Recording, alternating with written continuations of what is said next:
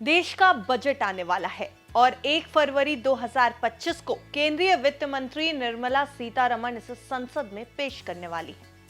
इससे पहले प्रधानमंत्री नरेंद्र मोदी के नेतृत्व वाली सरकार ने एक बड़ा कदम उठाते हुए केंद्रीय कर्मचारियों के लिए आधिकारिक तौर पर यूनिफाइड पेंशन स्कीम यानी यूपीएस को नोटिफाई कर दिया है और ये कई कर्मचारियों के लिए राहत की बात है। इसके साथ ही इस बात का ऐलान भी हो गया कि ये नई पेंशन स्कीम आखिर किस तारीख से लागू होगी। नमस्कार, आप देख रहे हैं बिस्तक, मैं हूं आपके साथ अरुणिमा द्विवेदी। तो 1 अप्रैल 2025 से लागू हो जाएगी यूपीएस। सरकार की ओर से यूनिफाइड पेंशन स्कीम का गजट नोटिफिकेशन जारी कर दिया गया है। आपको बता दें कि केंद्र सरकार ने बीते साल अगस्त 2024 में यूपीएस को ओल्ड पेंशन स्कीम और नेशनल पेंशन स्कीम यानी एनपीएस के बीच संतुलन बनाते हुए लॉन्च किया था, जो कि सरकारी कर्मचारियों को रिटायरमेंट के बाद गारंटीड पेंशन प्रदान करती है, जो उनकी फाइनेंशियल सेफ्टी सुनिश्चित करने में मददगार है और इसलिए ये कई सरकारी कर्मचारियों के लिए राहत की बात है। अब ये किन कर्मचारियों पर लागू होगी ये भी आपको बता देते हैं। तो पीटीआई की रिपोर्ट के मुताबिक एनपीएस के तहत कवर होने वाले केंद्रीय कर्मचारियों के लिए इस यूनिफाइड पेंशन स्कीम को 25 जनवरी 2025 को सरकार की ओर से नोटिफाई किया गया है। यूपीएस केंद्र सरकार के ऐसे कर्मचारियों पर लागू होगी जो कि एनपीएस यानी नेशनल पेंशन स्कीम के तहत आते हैं और इसके तहत यूपीएस के ऑप्शन को चुनते हैं। गजट नोटिफिकेशन के मुताबिक केंद्र सरकार के कर्मचारी या तो एनपीएस के तहत यूपीएस का ऑप्शन लेना चुन सकते हैं या यूपीएस ऑप्शन के बिना एनपीएस को आप जारी रख सकते हैं। सरकारी नोटिफिकेशन में यह साफ कर दिया गया है कि यूपीएस चुनने वाले लोग किसी दूसरी पॉलिसी रियायत या फिर पॉलिसी चेंज या फाइनेंशियल बेनिफिट के हकदार नहीं होंगे। सरकारी खजाने पर क्या इससे बोझ बढ़ेगा, यह भी एक बहुत बड़ा सवाल है।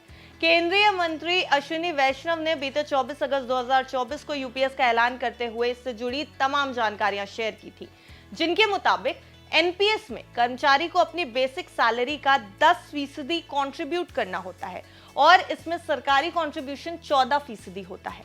वहीं 1 अप्रैल 2025 से यूपीएस लागू होने के बाद सरकार का यह कंट्रीब्यूशन बेसिक सैलरी का 18.5% होगा।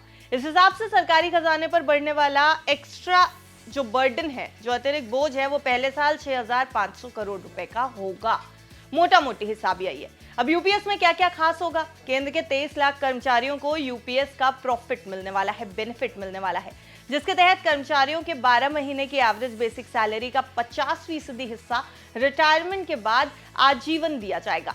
इसके लिए कर्मचारियों को कम से कम 25 साल तक सेवा देनी होगी और समय समय पर इस तय पेंशन से डीआर का लाभ भी जोड़ा जाएगा, महंगाई भत्ता भी जोड़ा जाएगा। कर्मचारी की मौत के बाद फैमिली में से किसी एक योग्य सदस्य को कर्मचारी के पेंशन का 60% हिस्सा दे दिया जाएगा, जबकि अगर किसी कर्मचारी ने सिर्फ 10 साल या उससे ज्यादा तक सर्विस की है तो उसे कम से कम पेंशन 10,000 रुपए दिए जाने का प्रावधान इसमें किया गया है। यानी सरकारी कर्मचारियों के लिए एक बार फिर ये सभी बेनिफिट सामने आए।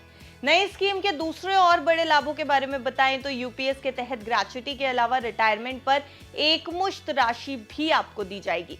इसका कैलकुलेशन कर्मचारियों के हर 6 महीने की सेवा पर बेसिक सैलरी और महंगाई भत्ते के 10वें हिस्से के तौर पर किया जाएगा। इसमें ग्रेच्युटी का अमाउंट ओपीएस की तुलना में कम हो सकता है, लेकिन पेंशन आपको गारंटीड मिलती रहेगी। तो सरकार की ये यूपीएस स्कीम जो है वो अब फाइनली गजट में आ चुकी है। सरकारी कर्मचारियों को इसकी राहत मिल जाएगी पूरी तरीके से। क्या आप भी एक सरकारी कर्मचारी हैं और अगर हैं तो यूपीएस को लेकर के आपकी क्या राय है? क्या एनपीएस और यूपीएस के साथ एनपीएस के विकल्प में से आप कौन सा चुनेंगे? ये सब कुछ हमें कमेंट बॉक्स में जरूर बताइएगा और अगर आपको वीडियो अच्छा लगा हो तो इसे लाइक और शेयर करें। चैनल को सब्सक्राइब करना मत भूलिएगा ताकि आप बिजनेस जगत की हर छोटी बड़ी खबर से रहें बिल्कुल अपडेटेड। देखते रहिए बिस्तक।